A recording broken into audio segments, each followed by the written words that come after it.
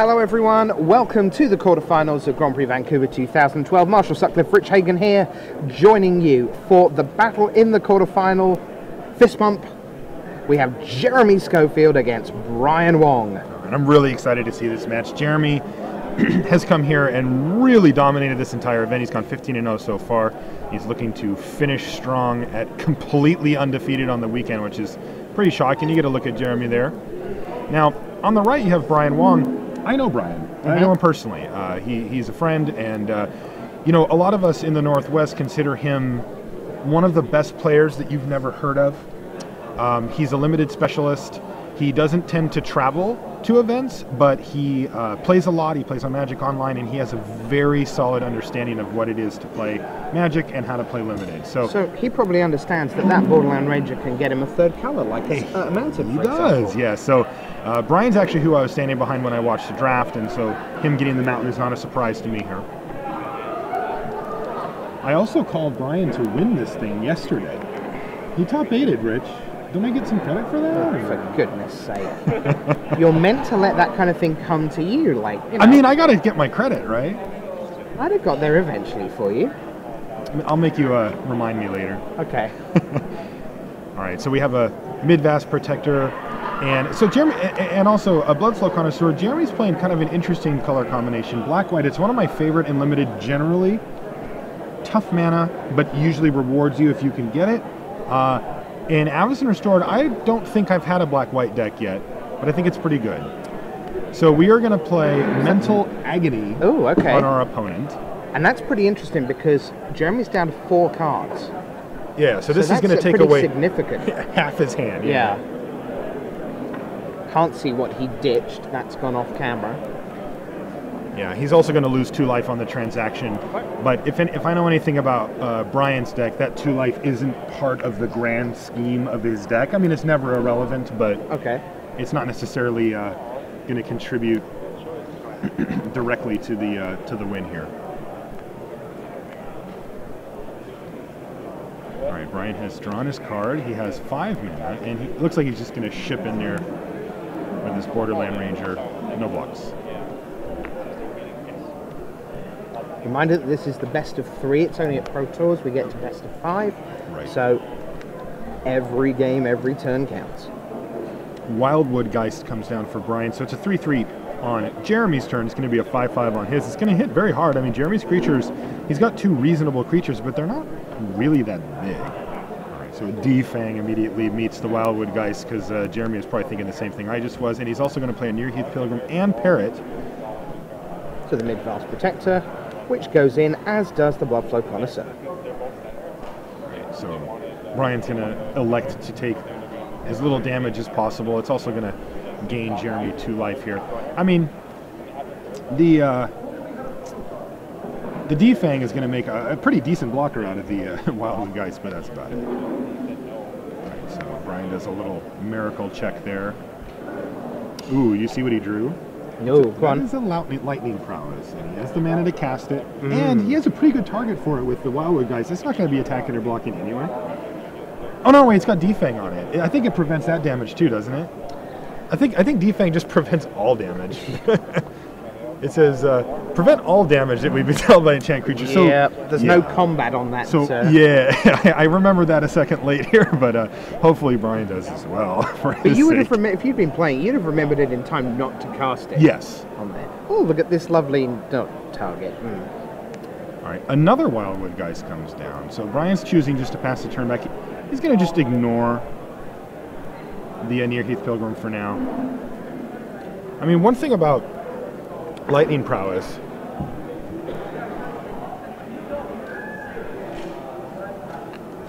is that it also gives haste. Yep. And, you know, that is almost never used, but it can be, and Brian might actually be trying to play with that. He might be thinking, look, I can play a creature and Lightning Prowess and just attack with it. You know, just give it haste and attack with it if he wants. If he plays a Lightning Prowess on, like, his Borderland Ranger, and then he basically is forced to ping the Bloodflow Connoisseur first. If he pings the Nearheath Pilgrim, it's just going to get sacrificed, and then it's going to bring the Bloodflow Connoisseur out of range of the prowess and, you know, make for a much less comfortable long game plan. So there's Jeremy, looking extremely smart and smooth. That is a killer purple shirt. Yeah, he had a pretty crazy shirt yesterday too. Yeah, he did. He says, "Go to combat." In comes mid-vast protector. An interesting attack. Brian is almost tapped out. He's got 1 green mana, which there are 2 different pump spells that would get the job done here in 1 green. Joint Assault and Snare of the Skies. And he decides just to block with his defanged Wild Geist. He says, sure, you want to gain 2 life, that's fine. Because Wild Geist is much better as an attacker anyway. He doesn't want to lose it on the blocks to something like Zealous Strike or whatever. So I think I see a Deathwind in Jeremy's hand. Yeah, it's interesting that ever since that mental note, Jeremy has not played a land, and we still don't know what he discarded to mental note, and I do wonder whether it was land. Oh, to the Mental Agony. A mental agony. I mean, Mental Note's a card too. I was like, yeah, sorry, yeah, but the mental. All right, so the Deathwind is just going to come down right now, and he is going to find out if Brian has one of those pump spells, which he does not. I'll just take a 1-for-1. You know, it's tempting oftentimes when you have a discard spell played against you to discard your extra lands because you want to keep your spells, but sometimes it can set you behind. And it looks like Jeremy's discarded 2 planes, so now he's missing his land draw. Yeah, so it's a fine balance. Decided to keep his spells. All right. Is it Lightning Prowess time? I mean, part of the reason you rarely see it giving haste is because that three mana tax, if you will, yes, on the creature that you want. It's like, well, spend 4 on a guy, 3 to give it haste. It's like the tax in England. It's so very expensive. All right, so I expect him to hit the Blood Flow Connoisseur here. Then Jeremy's got a tough decision. He probably just has to let it die. He could sacrifice his Midvast Protector. I don't think he wants to lose his Pilgrim, but it is an option as well. It would leave Jeremy with... he does, so he wants a 2/2 and a 3/3. The Pilgrim's going to die anyway the next turn, so It makes sense just to do it. I mean, you do make Brian use an activation, but that's not a big cost to Brian, so I think that's a fine play. this is kind of unlike most of the games certainly I've seen this weekend, which is a small sample size, but by definition we only get 1 game per round, basically speaking. But it feels like they've been going a while, and it feels not only that the life totals are very high, but it's extremely even, gritty, sluggish. Yeah. Yeah, you're right. Really not what any of the narratives have looked like this weekend. Yeah, I mean, we see a little bit of white on Jeremy's side, which can be an aggressive color, but what we've seen out of him hasn't been really the most aggressive stuff from white. And there's no red on the table outside of a little splash from Brian. He's certainly not, looking at right ringleaders and things like that at this point. So, yeah, I mean, it just feels like we have 2 slow decks going against it. I mean, we see a Deathwind in Brian's hand, and he has 2 in his hand. I was going to say, there's 2 on the right there, isn't there? Yeah. He's just going to pass the turn back here.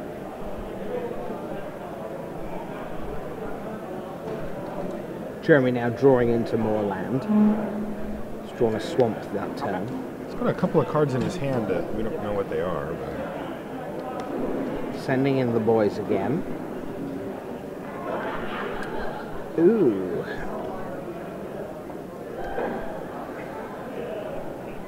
And Brian is about to unleash a Deathwind of mightiness at the Bloodflow Connoisseur, which will bite the dust. And then I'll block. A very nice block here that... And my defanged Wildwood Geist. And it looks like a Voice of the Provinces is going to come down for Jeremy. Yep. Trigger like a guy, please. I mean... Trigger resolves, and then I think they just agreed that Brian says, I'll just ping your human. Yeah. You're going to kill it? Okay, I just won't bother getting the token.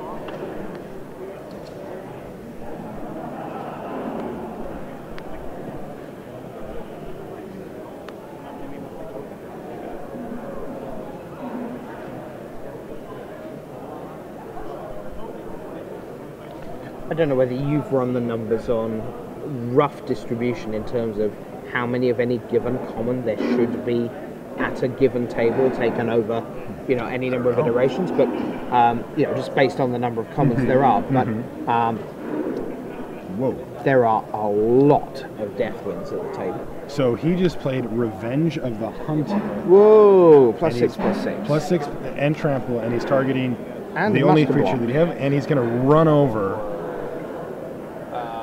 the Voice of the Provinces. He's going to get in for a bunch of damage here, and he's just used it as a combo removal spell slash.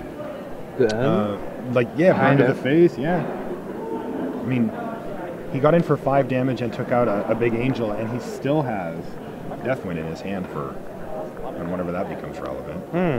Right now, not really relevant. But it's still not it's a game changer of sorts, but Revenge of the Hunted is a card you want to see in the store when there's 4 creatures on either side. That's right. That's actually a fairly disappointing Revenge of the Hunted. Yeah, I mean, I think it just shows how good that card is. When you're bummed out that all you did is get 5 damage and kill a big angel. Kill a big fly. Yeah. All right, we see a Searchlight Geist come down on Brian's side. So this is going to start to apply some pressure. Jeremy's at 15, but it can start to, pick away at his life total here.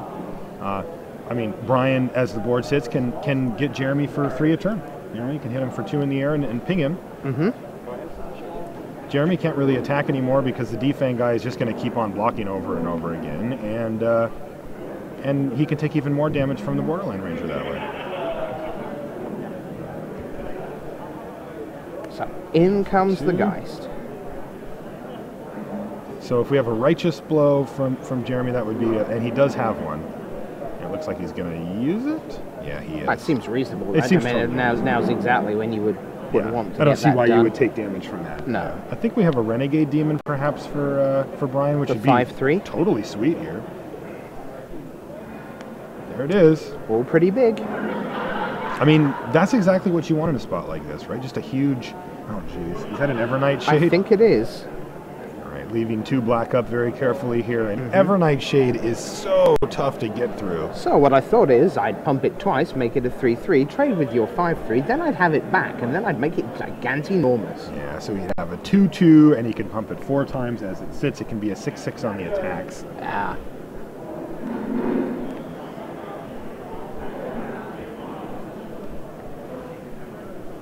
So Brian has 2 Deathwinds in his hand still. Puts him up He's to still 3 got that 2? we've seen so far. Okay. Yeah. Well, in that case, I can say that there are at least 7 Deathwinds at the table. At least. I believe I know for a fact that Brian got some percentage of those. Yeah. I actually know what percentage it is, too. I'm not going to tell you that. But we know he has 3, which is a lot. And I never had 3 Deathwinds. I mean, I try to avoid black. It didn't seem like that was really a possibility for Brian watching him draft. Like, you avoid it like the Plague Wind? Like the Deathwind? Yeah. Different card. Indeed. Very different card. Yeah.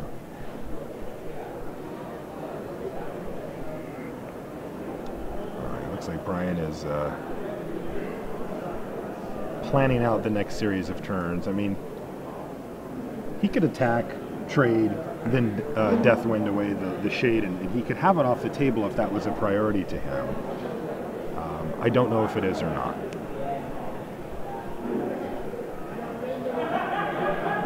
He could just use both Deathwinds to kill the shade twice and then attack. Looks like that's what he's going to do. Deathwind. Deathwind for 3. Get it gone. But now it's going to be a 2/2 that he can make into a 4/4, so he actually can't do the other one. Oh, he's got a pinger, so he can do it. Yeah. Yep. So Deathwind it, pump it, ping it, kill it, and get in for 5. So I think that Brian said, you know what, it's time for me to put the pedal to the metal, and it's going to take forever to get through that shade. He didn't want a 2-for-1 himself, but he's going to put Jeremy all the way down to 8 here. I think Jeremy's at 8. Yes, it's Jeremy at 8. Yeah. And you know, as the board sits, Jeremy has absolutely no pressure on Brian, and Brian does have a pinger and a 5/3 that Jeremy's going to have to deal with at some point here.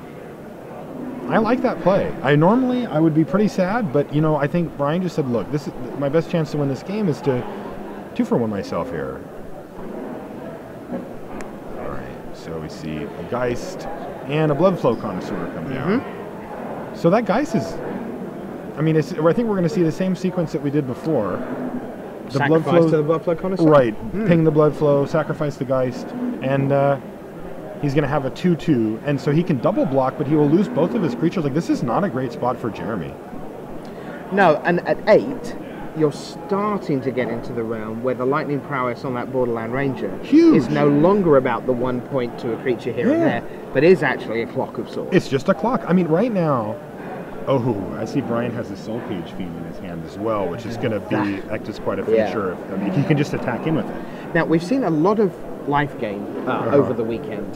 Sometimes incremental, sometimes incidental, and other times, God's honest, proper life gain. Right. So, you know, with your Gold Knight Commanders and so on. Not Commander, the Seraph Redeemer. of Dawns, and Gold Knight Redeemers, Near Heath Pilgrims. Seraph Sanctuaries. And those two.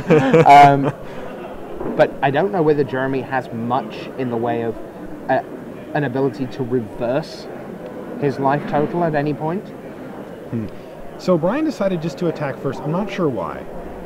Like, if I'm Jeremy, I just chump with my Geist. Oh, I see. Because if he chumps with his Geist, and then he sacrifices it to the Blood Flow Connoisseur, now Brian can ping it. So this is actually a tough spot. Like, Jeremy might just be forced to chump. Yeah, it looks like he's just forced to chump block here. Or he's going to put 2 in front. That doesn't do anything. I've got to tell you, Jeremy just had a quick look at his list. He has a ton of ways to reverse his life total. Yeah, look at this. So, he does? Oh, yes.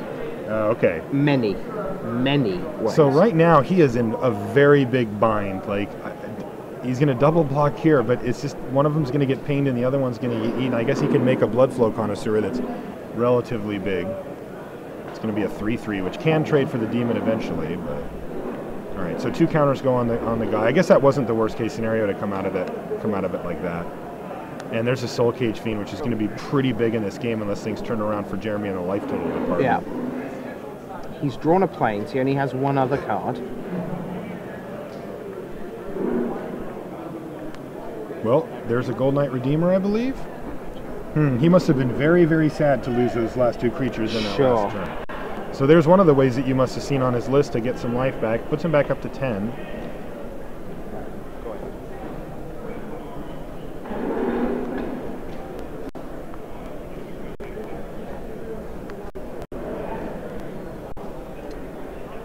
Brian goes into at least 4 others. 4 others? At least 4 other ways to gain life. Yes. Jeez, you weren't kidding. No, he actually has life gain in his deck well and truly. No, I mean, little bits and pieces here and there. Those can matter a lot when your plan revolves around pinging your opponent to death, if that's the case. Yes. Well, I mean, without giving away the whole lot, but just as an example, Cathedral Sanctifier. Oh, okay. That buys you 3 turns. Yes. Of that particular clock. Right. So Brian's going to ship in there the Renegade Demon and the Soul Cage Fiend. I mean, thanks to the pinger, I mean, this Lightning Prowess has done just an incredible job for Brian this game. I mean, it's making these blocks really awkward for Jeremy. Just having like last turn he had to give up 2 creatures on the turn before he was going to cast a Gold Knight Redeemer. And in a sense, it's also been the Borderland Ranger that has done it, because the Borderland Ranger went and got the mountain that enables it then to be equipped with the Lightning Prowess. Yeah, that Borderland Ranger got his gold star for the day for sure. He's been putting in a lot of work. Yeah. I'm sure Jeremy would love to hit a Deathwind of his own or Bone Splinters or something to kill that thing. Could shortly be getting his Gold Knight star at this rate. That's what's looking like happening here. The Soul Cage Fiend is bought by the 4/4. Get the ping. The Renegade Demon will trade with a Blood Flow Connoisseur. And we're going to look like a ping on the Redeemer. Yeah. While Jeremy's still, I mean, because Jeremy's tapped out, so that's definitely going to happen. And Jeremy's going to fall to 7 life here with 1 card in hand. I believe it's a Plains. Yes. There's an Emancipation Angel, I think. Uh-huh. Well, that's pretty good depending on what Brian has in his hand. I mean, that's well within reason. Emancipation Angel, pick up a Plains, replay the Plains. There you go. So, and for all we've talked about the clock going that way. Yeah, Hello. The clock is definitely in Jeremy's favor as the board sits. Looks like Brian's drawing a lot of lands here. They both have quite a few lands. Anything they draw, they should be able to cast. Draw a card. And of course, Jeremy has 2 extra land in his graveyard from that Mental Agony right back early in the game. Is that a Riders of Gavany on Jeremy's He has side? a Riders of Gavany. Okay, well, he just drew sure, it. So, yeah. Yeah, there you go. Looks like he's going to start beating down. Yeah. So Brian's going to need to find some pressure here pretty quickly. We've seen him use all 3 Deathwing, haven't we? We have seen him use 3 Deathwing, yes. Right. Yes. 3 of at least 3. Yes. Fine.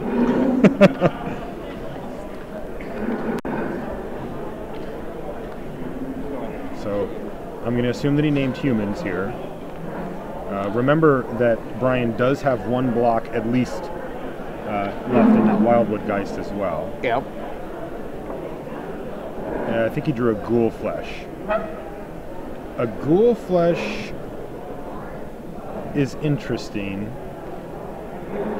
It does turn a creature into a zombie, so like if he had named Geist, he could change his guy into a Geist to block once. He can put it on the Angel and have the Angel turn from a 2-turn clock into a 3-turn clock by itself.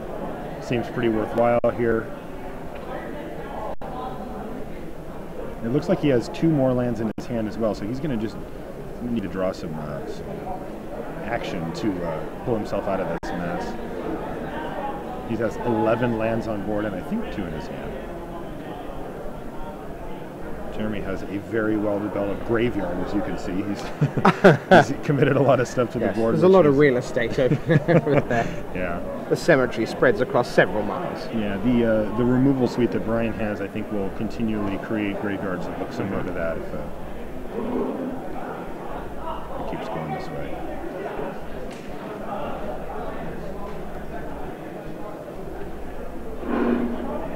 2/3 toughness creatures is kind of a handful here. So Brian now ready to make his play. It's Ghoul Flesh onto the Emancipation Angel, which buys him 1 turn. Currently, it changes the clock from 3 turns to 4 turns.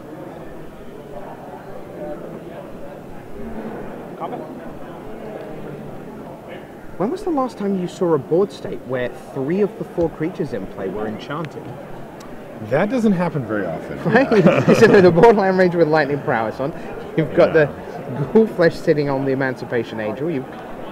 Driver of the Dead for Jeremy. He's going to fully commit more to the board here and make it such that and why wouldn't you? Needs something. Yep. Yeah, why wouldn't you? I guess Bonfire, but I think Bonfire is more than 6 at this point anyway, so irrelevant. Yeah.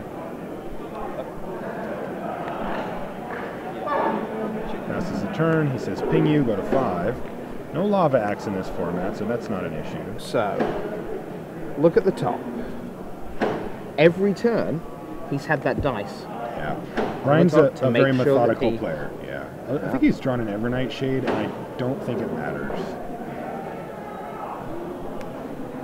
Oh, actually, it might. I mean, 3, 4, that's a lot of pumps. Actually, that does matter, because he can block, go to 2, block the other guy, ping Jeremy, although Jeremy's going to get something back, but the Shade is going to be able to do double duty as far as blocking and attacking here. So Jeremy might just have to be content to just hit again with the Angel.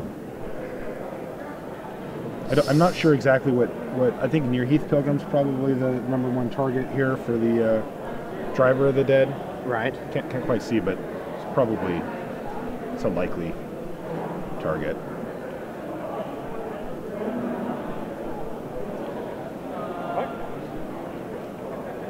Yeah, just this guy's coming in. 5 plays 4. Ooh, Cathedral Sanctifier. There you are. So there's one of the ways. Yep. So of now he's at life 8. back. He's at virtual 7. Although Brian could ping the Sanctifier if he thought that was the right play. Depends on what Brian's hoping to draw here. Does Brian have Bartering Blood? No. Okay. He's going to take out the Sanctifiers here. Yeah. Draw a card. Whoop.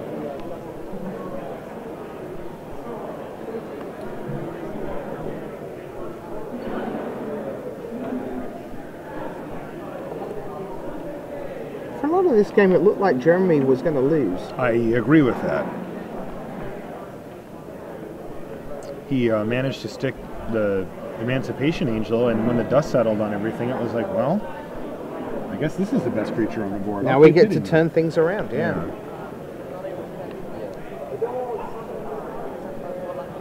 So the judge is just making sure that something's happening. I started my next turn for his turn. Properly. You'll redraw. Okay. Basically. So run a couple passes on the library board.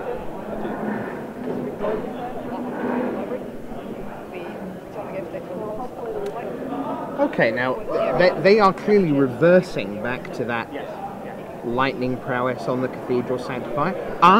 This is protection. Humans have protection from humans, right? Off-riders are Gavany. Right, so he never could have actually pinged that. So he's just going to...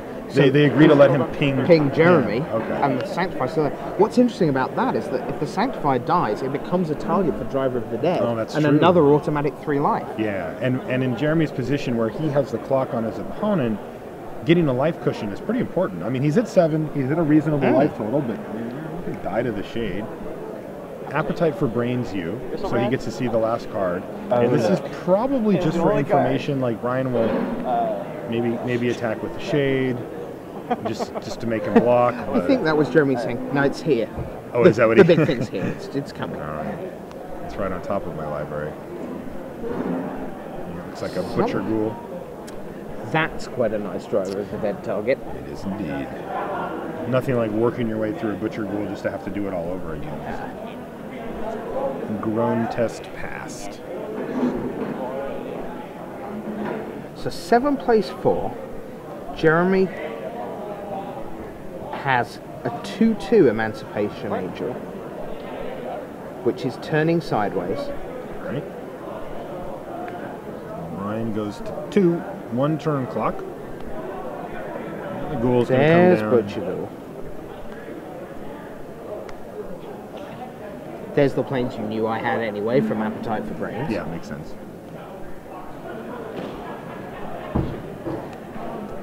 Ping you. He could ping the ghoul, but it just comes back bigger. All right, draw step. It's got to be something pretty amazing here.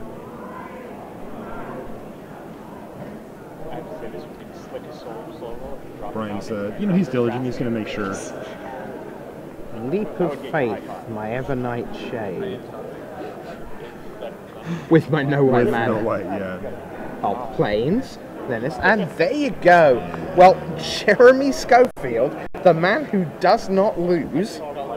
Look at this guy. And he is 1-0 up. Man in the purple shirt. You will learn to fear him. Wowie. He looks. Look at him exhaling. He's. Yeah. You can tell he's feeling it. Yeah. Brian's a very cool character. He's not. You sit down across from him. He's very cool. But Jeremy's got a lot on the line here. He's won a lot. I've never won 15 matches of anything in a row. I don't think. No. Certainly not on a big stage like a Grand Prix. It is also worth mentioning, for those of you who don't know, that while there is this larger picture of win the GP, eternal glory, trophy, etc., etc., there is the small matter of Pro Tour qualification, which relies on this match of magic. Yes. The top 8, and this time, I'm pretty sure, unless I'm imagining things, in this top 8, all 4 quarterfinals are Pro Tour qualified shootouts. Because these guys, I do not believe any of these 8 players are currently qualified for Seattle. Jeez. I'm pretty sure that we're watching four players get flights to Seattle. That's insane. That's awesome. Yeah. I mean, it's one of those things where, I think that you see this sort of this hump. People want to get over the hump, and what they'll do is they'll be like, get to this point in the tournament, and really, if you top 4 a GP, like, not only have you had a very, very solid accomplishment, you get a good chunk of money, and you get the plane ticket to the next Pro Tour along with the invite, and that's just huge. The gap between the top 8 and the top 4 currently is pretty big. I mean, top 8 in a GP, you can still go to your friends and say, hey, I top 8 at a GP, and they're like, wow. But top 4, man, there's a big gap there. Yeah.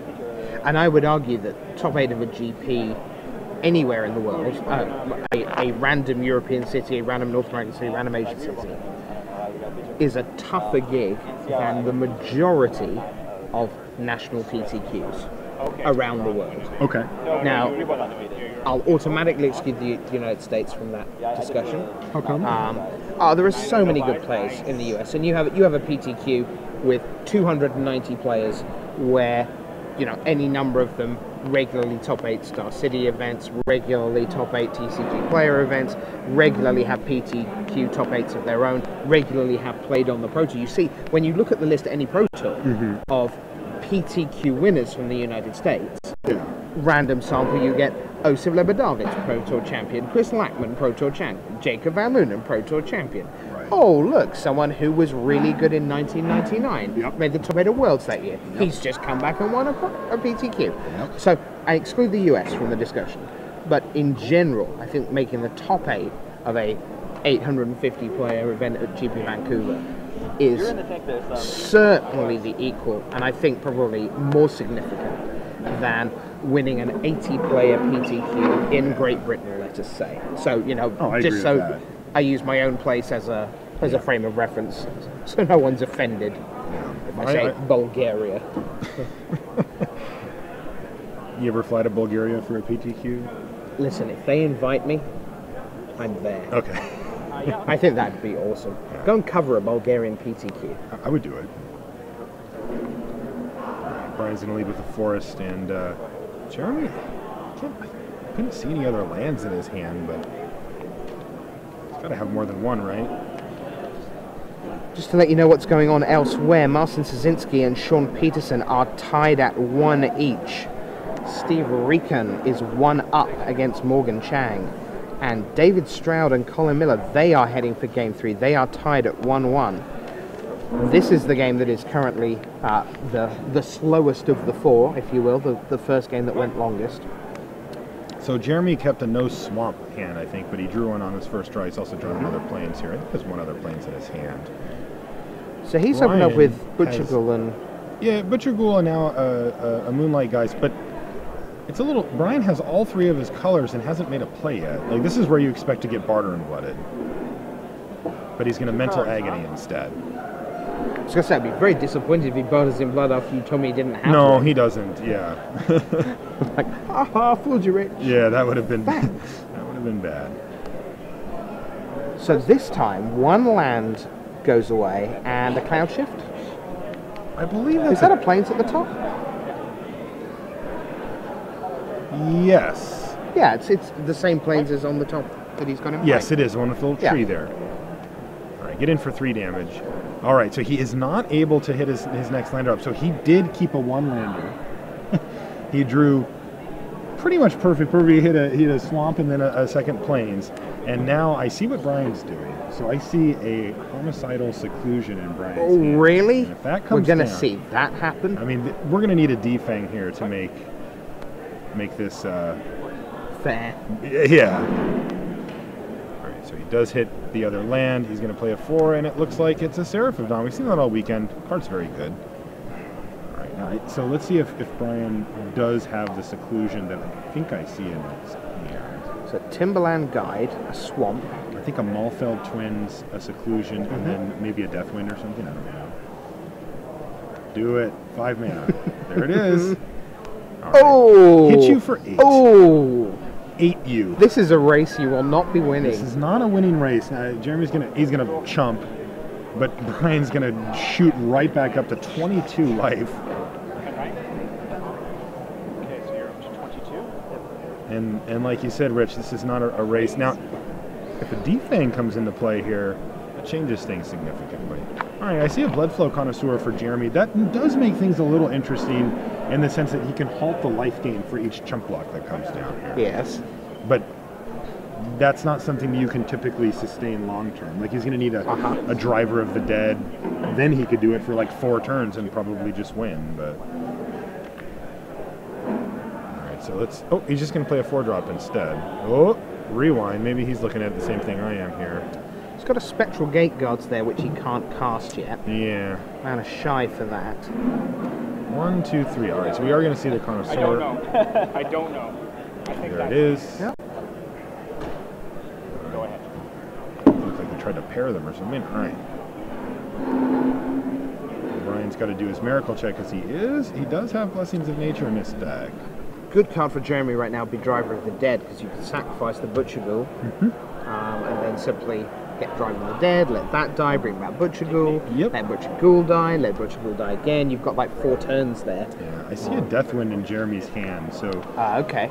so this is going to be awkward for him though, because what will happen is right now he can't kill the Wildwood Geist even on his own turn because it's got 4 toughness thanks to the Homicidal Seclusion. Yes. If he hits a land drop, he can kill it, but it has to be on his turn. So Brian can just play another creature. You know, Yeah. he can't get him with it because on Jeremy's turn, you know, which is where he'd really like to kill that Wildwood Geist. Unfortunately, it's an 8/6, so he does On not. Brian's have that. turn. On Brian's Yeah. turn, yeah. Well, 5 mana is going to be the Spectral Gate Guards, and it's going to pair up with the Bloodflow Connoisseur. Okay. Jeremy 12-24 behind. Attack with these 3. He's clearly telegraphing that he's going to make the play we were talking about a minute ago where the Butcher Ghoul is going to block and then get sacrificed. Deathwind would be nice for Brian to take out that connoisseur because it's the thing that's enabling all of this, but he doesn't seem to have one. Now, you've seen a lot of Brian play Magic. Yeah. Is there a point, well, I'm sure there is a point, but how soon are we at the point where Brian starts thinking that the Homicidal Seclusion is not going to work for him because of all this round and round the houses we go, no chump, no life gain, chump, no life gain? Because he took 5 damage that turn. Yes. And every time he attacks, yes, you get the chump, but he's then going to take some more damage. I mean, he's not going to win in this present situation. Right. If nothing changes.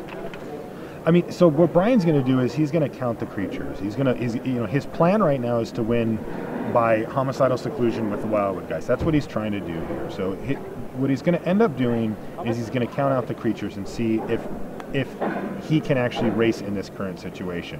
It doesn't look like he can currently.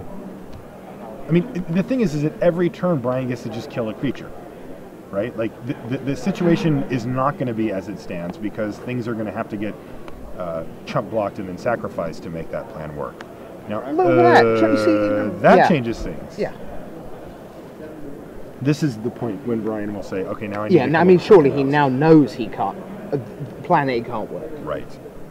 Now, if he can get rid of the Bloodflow Connoisseur, then that changes things. Again. Yeah, because now chump blocks start to become 8 life swings in the wrong in the right direction for Brian and the wrong direction for Jeremy, and he can only play so many creatures before he's going to run out of chump blockers. But as it stands, yeah. But even then, he can just he can put his Geist in the way, his flying Geist, and just cancel the combat damage, right? That's true. That's absolutely true. Now, there's just no way Brian gets to get his 8-point life swing. So Brian just has to sit back. He just has to not attack now. Right. Maybe even just try to trade off the Geist. I think that's going to be possible here, though. Wow. It's a 6/4. It's a big crawworm. Looks like he's just going to Deathwind it right now. Ooh. And this shouldn't be lethal, though, right? 3, 5, 6, 7, 8, 9. Oh, it is lethal. That is 11. Now, Brian's going to do something. No, he's just going to extend the hand. Wow! Jeremy Schofield. He moves on. I mean, he crafted a plan there. He saw the opportunity to use this trick of blocking and then sacrificing so that no actual damage had, and he took that line away from Brian and couldn't find anything else. You remember way back at the start of the weekend, you and I were talking about Desolation Angel. Yes, I with remember. or without kicker. And just how you were just so completely in on this plan. Yes. And that led out of a conversation about angelic armaments, which you didn't like because it required you essentially to be Eggs Basket 1. Yeah, I like that. I'm keeping that. And right there, we saw Homicidal Seclusion dictate that Yeah. you were obliged to be eggs basket one. Yes. It was a hell of an egg in a Yes.